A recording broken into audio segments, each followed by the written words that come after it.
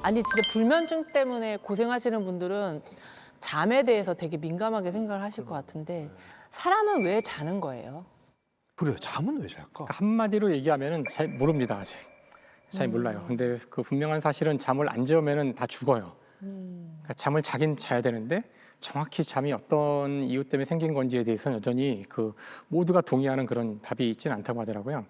근데 자는 동안 뭔가 세포가 재생이 되고 약간 이런 것 때문에 자야 되는 거 아니에요? 물론 그것도 있고요. 아까 그 잠깐 얘기했지만 기억 문제도 있고요. 그러니까 왜 자면 좋은지에 대한 것들은 알려져 있어요. 네. 근데 잠을 안 잔다고 해서 왜 죽어야 될까요? 네? 물과 소금이 있으면은 사람이 안 먹고도 열흘 이상 버틸 수 있거든요. 근데 잠을 안 자고 3일에서 4일 이상 버틸 수 있나요? 기네스 기록이 있습니다. 기네스 기록이 있는데 네. 랜디 가드너라는 고등학생이 했거든요. Back in 1964, 17-year-old Randy Gardner broke Guinness World Records for stay awake 11 days straight.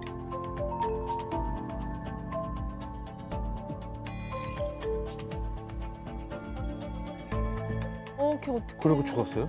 아니요. 그 열흘? 랜디 가드너는 네.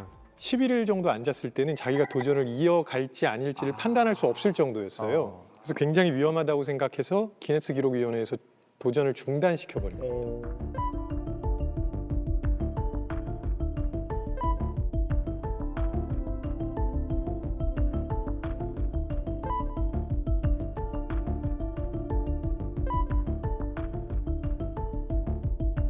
그때 뭐라 그랬냐면 뇌를 사포로 긁는 것 같은 느낌이 들어요. 근데 그게 너무 위험하니까 기네스가 그 뒤로는 잠을 안 자는 기록 자체를 없앴어. 더 이상 맞아요. 저장하지 않아요. 이제 없앴어요. 왜냐면 도전도 하지 마라. 위험해 죽을 수가 있으니까. 너무 위험하다. 네.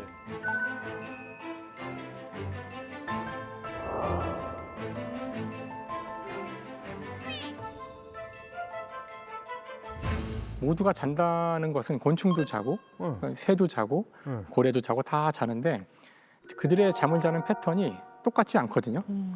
그 사람의 뇌는 당연히 잘 때는 좌뇌와 우뇌가 동시에 자거든요. 네. 하지만 어떤 동물들은 이거를 반씩 잘 수가 맞아, 있어요. 맞아. 반씩. 누가 그래요? 그 고래도 그렇고 새도 그런데요. 새의 경우 아주 재밌는 걸 볼 수가 있는데 그 원래 이 시각은 이 뇌랑 반대로 연결이 돼 있어요. 그래서 좌뇌가 잘 때 오른쪽 눈을 감고 왼쪽 눈은 뜨고 있어요.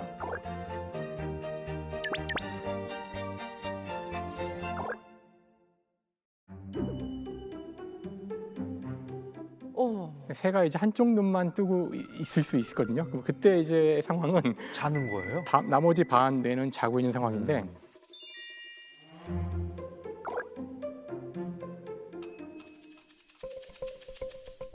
그래서 이렇게 나뭇가지 같은데 새들이 쫘라락 앉아 있을 때가 있는데 그때 어떻게 잠을 자냐면은 맨 끝에 있는 두 마리 새는 한쪽 눈을 감고 오른쪽 끝에 새는 이렇게 하고 있고 왼쪽 끝에 새는 이렇게 하고 있고요. 가운데 새들은 다 두 눈을 감고 우와. 자고 있어요. 불침번 서는 거네 양쪽에서. 불침머를 이렇게 아주 효과적으로 설 수 있는 떠야 거죠. 되는 거예요 한쪽은 이렇게 이 배치에서. 아 그렇죠, 그렇죠. 여기서 이렇게 뜨시고 이렇게 떠야 되고요. 근데 제가 더 웃겼던 거는 이게 계속 그러고 있으면은 이 오른쪽 끝에 있는 새는 결국 한쪽 뇌는 못 자잖아요. 그렇죠. 그러니까 눈을 바꿔야 되잖아요. 네. 그럼 어떻게 하냐면은 자리 바꿔요? 둘이 방향을 싹 바꿔요. 이렇게 어. 뒤로 돌아요. 아 뒤로 돌아서. 뒤로 돌아서 다시 눈을 바꿔서 잔다고 하더라고요. 너무 가운데들은 양심 없는 거 아니에요? 그거 아마 돌아가면서 서로 자기 교대를 제일 해주겠죠. 아 교대를 하긴 교대를 해요. 그래서 이 잠을 잔다는 것이 그 인간만 우리가 알고 있어 그렇지만 굉장히 다양한 형태의 하루 주기 생활 리듬을 모든 동물들이 갖고 있다는 거죠. 그래서 뭔가 여기에는 중요한 이유가 있을 텐데 안타깝지만 질문에 대한 답은 현재 잘 모른답니다. 그렇게 해서 잠에 들었어요. 그럼 약간 모드가 잠자는 모드로 갔다가 다시 깨는 모드로 전환을 하는 거. 그거는 뭐 그것도 본능적으로 그냥 세팅이 그렇게 돼 있는 건가요? 우리 안에 이제 생체 시계가 있다는 게 이미 밝혀졌죠. 자고 깨고 이게 24시간 주기로 반복이 되죠. 네.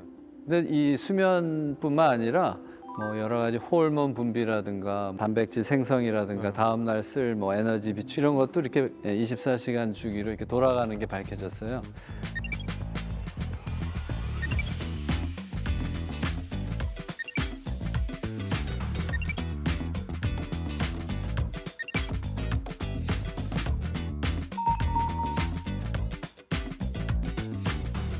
어떻게 알았냐면 이제 동굴 같은 데다가 이제 외부 자극을 다 차단하고 이렇게 들어가서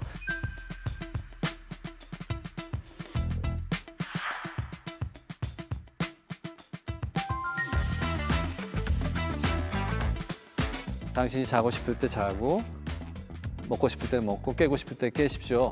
이렇게 하고 생활을 시키면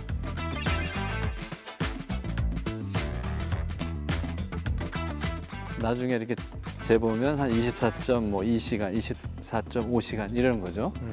사실 2017년에 그 제프리 홀, 그다음에 마이클 로시바시, 그다음에 마이클 영 세 사람이 우리 몸에 있는 생체 시계의 원리를 밝혀서 노벨상을 받았는데요.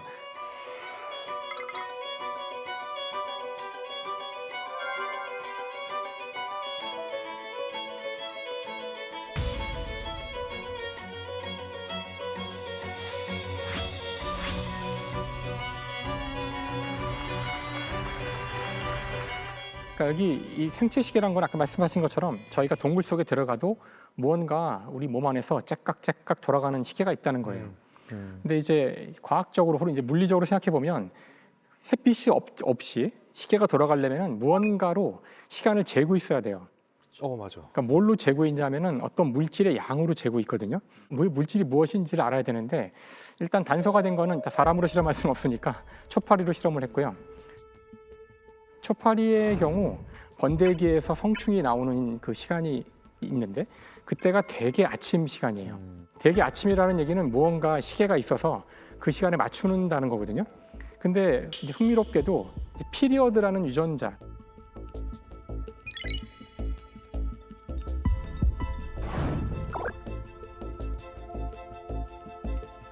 그 유전자에 문제가 생기면 초파리가 그 우화되는 시간이 막 뒤죽박죽이 돼요. 그래서 분명히 이 유전자가 시계와 관련이 있는 거란 걸 안 다음에 이제 이걸 연구한 건데 결국은 유전자라는 건 저희가 지지난 시간에 배웠지만 단백질을 만드는 거거든요. 그래서 유전자가 발현을 하여 단백질을 차곡차곡 만들어내면 그 단백질의 양이 결국은 시간을 재는 거예요. 근데 양이 끝없이 늘어나기만 하면 시계가 될 수 없잖아요. 늘어났다 줄었다 해야 되는데 흥미롭게도 이 단백질이 늘어나면 이 단백질과 다른 단백질이 결합하여 이 유전자의 발현을 억제하는 작용이 있어요. 그래서 이게 늘어나면 결국은 얘를 또 줄여서 이게 줄어들면 늘어나고 이런 식으로 몇 가지 유전자와 단백질이 서로 상호작용하면서 계속 끝없는 이런 주기를 만들어내요. 외부의 어떤 자극이 없이도. 그래서 이 전체 메커니즘을 밝힌 공로로 초파리를 통해서. 초파리를 통해서. 근데 초파리라고 해서 어떻게 이거 가지고 뭐 중요할까 하실지 모르지만 모든 생명체는 많은 걸 공유하고 있거든요. 그래서 이 메커니즘은 다 공통이에요. 그래서 이걸 밝힌 공로로 노벨상을 받았죠.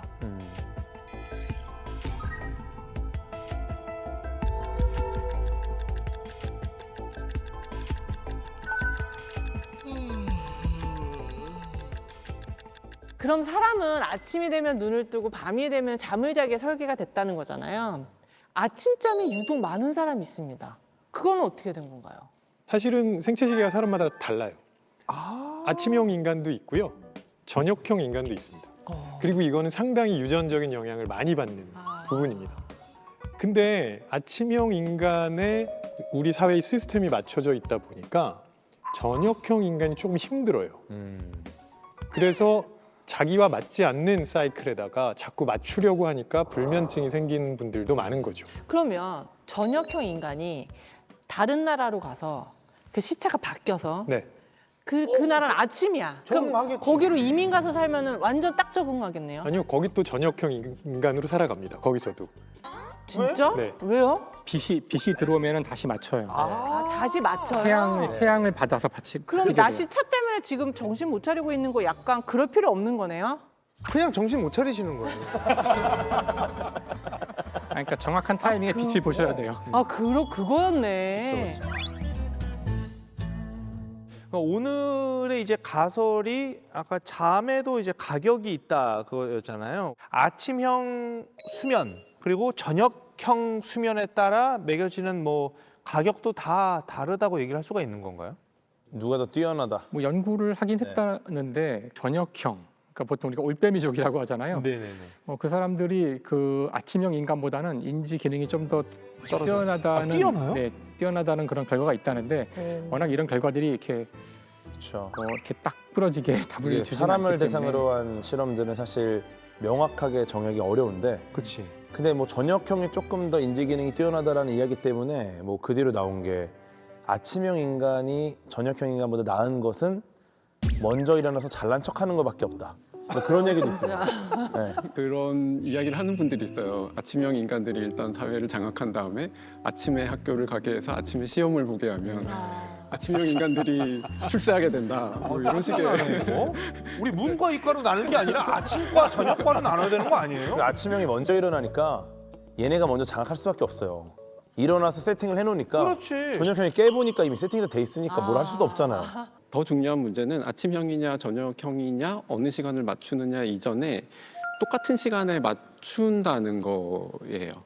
그러니까 아침 9시든 오후 2시든 똑같은 시간에 맞춰서 움직이게 하는 게 이게 좀 근대로 넘어가는 과정에서 권력에서 중요한 좀 어떤 현상 중에 하나는 뭔가 규칙을 내면화한다는 게 있어요. 지게 내면화. 네, 그래서 근대의 풍경으로 제일 상징적인 풍경 중에 하나로 드는 게 마을에 시계탑이 들어서는 거라고 이야기를 하거든요. 왜요? 시계탑이요? 그러니까 그 전에는 사람들이 시계를 그렇게 정확하게 몰라요. 시간을 오전, 오후, 저녁 뭐 이 정도로만 알고 있다가 시계탑이 딱 생기면 우리가 아침 9시에 모여라는 거를 할 수 있게 되는 거죠. 그러니까 통치하기 쉽게 하려고 그런 그렇죠. 스케줄을 짜려고. 사회를 규율화시키는 거라고 생각해요. 그래서 사실 아까 말씀하신 것처럼 그 시계탑이 들어서기 전에 그 세상에서는 한두 시간 이상의 그런 불확정성을 언제나 안고 살았거든요. 다들 그냥 뭐 점심에 만나자, 뭐 오후에 만나자 이러던 시대였는데 그때도 시계를 보던 사람들이 있었는데 수도원이었대요.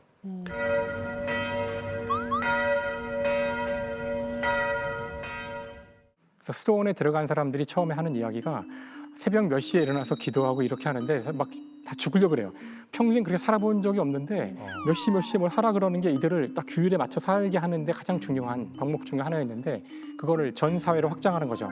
국가가 권력을 가지고 사람들을 지배할 때 어떻게 하면 말을 가장 잘 듣게 할 수 있을까? 그건 바로 행동을 다 통제하는 건데 시계를 갖다 놓고 9시에 전부 일로 나와 이렇게 하는 게 무시무시하게 사람들을 통제하는 거예요.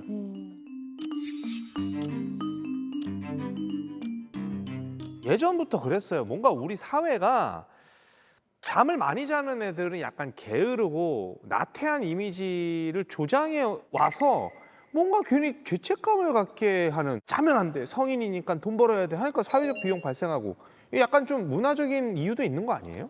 잠자는 시간을 일종의 좀 죽음의 일부로 보는 그런 고대 그 사상가들, 뭐 학자들 이런 사람들도 되게 많았다고 하고, 그게 그 밤이랑 어둠이랑 두려움, 죽음 이렇게 연결이 되는 게 좀 자연스럽지 않았을까 그런 생각이 들어요. 실제로 그리스 신화 보면 비슷한 얘기가 나옵니다. 그러니까 그리스 신화의 잠의 신이 누구냐면 힘누스거든요. 힘누스는 어디에 사냐면 빛이 들어오지 않는 동굴에 살고요. 그 동굴 주위로는 망각의 강인 레테가 흐르고 있습니다. 네, 그 얘기는 뭐냐면 우리가 자면 모든 걸 잊게 해준다. 이게 사실 죽음이랑 연결되는 듯한 느낌이 들잖아요. 그걸 보여주는 게 뭐냐면 힘누스의 형이 있어요. 죽음의 신인 타나토스입니다. 그러니까 자는 건 죽는 거 아니냐라고 생각했던 그런 맥락일 수 있어요. 네. 그러면은 어둠, 밤, 잠, 죽음 넷이 한 가족인 거예요? 맞습니다. 너무 무서워. 아니 정확해요. 막 왜냐면 망각의 강 나오고 막. 이 힘누스의 아버지가 어둠의 신이고 힘누스의 엄마가 밤의 신입니다. 세계관 미쳤다. 미쳤다 진짜. 세계관 희한하게 짰네. 여기 이제 화면에 보시면 네. 그림이 자고 보이시죠? 있네. 여기 지금 힙노스랑 타나토스가 있어요. 힙노스가 누굴까요? 힘누스. 저는 좀 어두운 게 아무래도 죽음 같아. 죽음. 아니 나는 여기 하얀 사람이 돌아가신 것 같은데 저 안쪽은 그냥 약간 입 벌리려 그러잖아요. 자는 거. 지하철에서 죽는 사람 얼굴이잖아요. 앞에 있는 사람이 힙노스고요. 아, 그 뒤에 그래요? 어두운 쪽이 궤도님 말씀하신 죽음이죠. 것처럼 죽음의 그러니까요. 신 네, 타나토스라고 합니다. 근데 더 재밌는 거는 저 잠의 신 손에 보면은 꽃이 하나 있어요. 예, 네. 꽃 있어요. 저 꽃은 무슨 꽃일까요? 저거 그거 아니에요? 그냥 국화? 저 꽃은 양귀비라고 합니다. 양귀비. 느낌이 딱 오시죠? 그러니까 몰핀 같은 거. 그렇죠. 양귀비가 저게 아편을 만드는 거잖아요. 그렇죠. 저게 이제 옛날에는 그 진통제로 썼다고 하더라고요. 네. 그러니까 저게 진통제라는 게 잠이 오게도 할 수 있는 거기 때문에. 근데 왜 이름이 몰핀일까?